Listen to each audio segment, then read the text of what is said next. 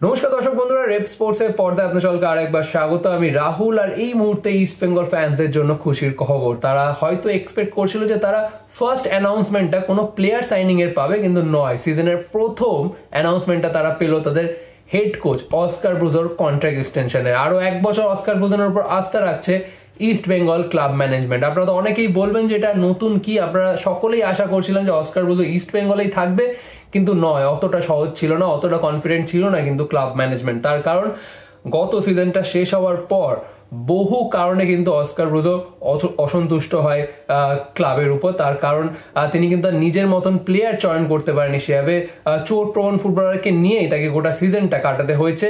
আর শুধু তাই নয়, আরো অনেক কিছু কারণ ছিল যেটার কারণে একটু হলো অসন্তুষ্ট ছিল অস্কার ব্রুজো। তো ক্লাব অতটা কনফিডেন্ট ছিল না। আর তারপর তার যাবতীয় যা যা রিকোয়ারমেন্ট, যাবতীয় যা যা ক্রাইটেরিয়া রয়েছে, সেই সমস্ত কিছু ফুলফিল করবে এমনটাই তাকে আশ্বাস দেয় ক্লাব ম্যানেজমেন্ট। তারপর অস্কার ব্রুজো কিন্তু রাজি হয়েছে ইস্ট বেঙ্গলের সাথে আরো এক বছরের কন্ট্রাক্ট এক্সটেনশন করার জন্য। অস্কার ব্রুজো আরো এক বছর ইস্ট বেঙ্গলে, আই থিঙ্ক সোফার আইএসএল ইস্ট বেঙ্গল যে পারফরমেন্স দেখিয়েছে, আই থিঙ্ক অস্কার ব্রুজো সব থেকে ভালো করেছে বাকি কোচেদের থেকে।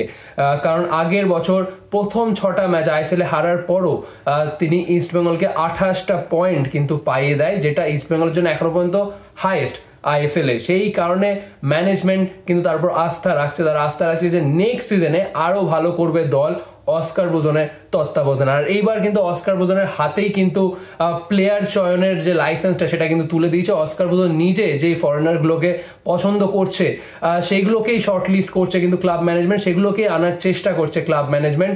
আর ইন্ডিয়ান ডোমেস্টিক ফুটবলারদের জন্য অবভিয়াসলি থংবয় সিং তো রয়েছে, কিন্তু তিনিও কিন্তু অস্কার ব্রুজনের সঙ্গে কথা বলেই কিন্তু প্লেয়ার রিক্রুট করবে।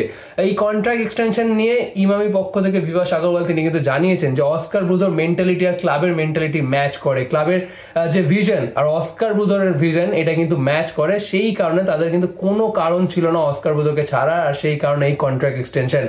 অস্কার ব্রুজো বেশ আবেগপ্লুত আরো এক বছর ইস্ট বেঙ্গলে থাকার জন্য। তিনি কিন্তু জানিয়েছেন যে এই ইস্ট বেঙ্গলের যে ফ্যান, যে প্যাশনেট ফ্যান্সরা রয়েছে, তারা ট্রফি ডিজার্ভ করে, তারা উইনিং মেন্টালিটি ডিজার্ভ করে। আর ফুটবলারদের মধ্যে তিনি এবার চাই সেই উইনিং মেন্টালিটিটা নিয়ে আসার। আগের বছর সত্যি সিজনটা সেভাবে ভালো যায়নি, কিন্তু এইবার তিনি আশা করছেন ইস্ট বেঙ্গল ফুটবলারদের মধ্যে সেই উইনিং মেন্টালিটিটা নিয়ে আসবে এবং ফ্যান্সদের মুখে তিনি হাসি ফেরাতে পারবেন, এমনটাই কিন্তু তিনি আশ্বাস দিচ্ছেন। আমি আরো অন্য বিষয়ে কথা বলবো, সেটা হচ্ছে অস্কার ব্রুজোর জন্য নেক্সট সিজনটা কিন্তু সত্যি কঠিন এক কথায় বলতে গেলে। কারণ আগের সিজনে তিনি ডিসেন্ট, তার আন্ডার তার টিম ডিসেন্টলি পারফর্ম করেছে, কিন্তু এই সিজনটা তার জন্য ক্রুশিয়াল। কারণ অপেক্ষা অনেকদিন ধরে কিন্তু ফ্যান্সরা অপেক্ষা করছে ইস্ট বেঙ্গল আবার কবে ট্রফি জিতবে। শেষ ট্রফি এসছে সুপার কাপ, সুতরাং এইবার ডুরান্ট কাপ, ফেডারেশন কাপ, তারপর আইএসএল হবে। আর অস্কার ব্রুজোর জন্য যেটা সব থেকে বড় চ্যালেঞ্জ হবে সেটা হচ্ছে টিমটাকে ভালো মতন ভাবে তৈরি করে নেওয়া প্রি সিজনে, যেটা আগের বছর হয়নি, আর যেটার কারণে গোটা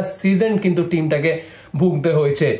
এখন কিন্তু ইস্ট বেঙ্গলের রিক্রুটমেন্ট প্রসেস চলছে, তারা বিদেশি চয়ন করছে, ইন্ডিয়ান প্লেয়ারও তারা বেছে নিচ্ছে।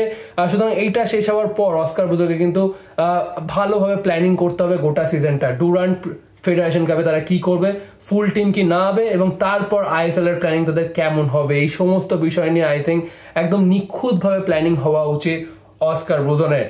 অস্কার ব্রুজোনের জন্য সত্যিই বড় চ্যালেঞ্জ ওয়েট করছে। তিনি কি এবার পাস করে দেখাতে পারবেন, সেটাই দেখার বিষয়। আপনাদের কি মতামত এই কন্ট্রাক্ট এক্সটেনশন নিয়ে একদমই জানাতে ভুলবেন না কমেন্ট সেকশনে। ভিডিওটা এখানেই শেষ করছি, আবার আপনার সাথে দেখা হচ্ছে পরবর্তী ভিডিওতে।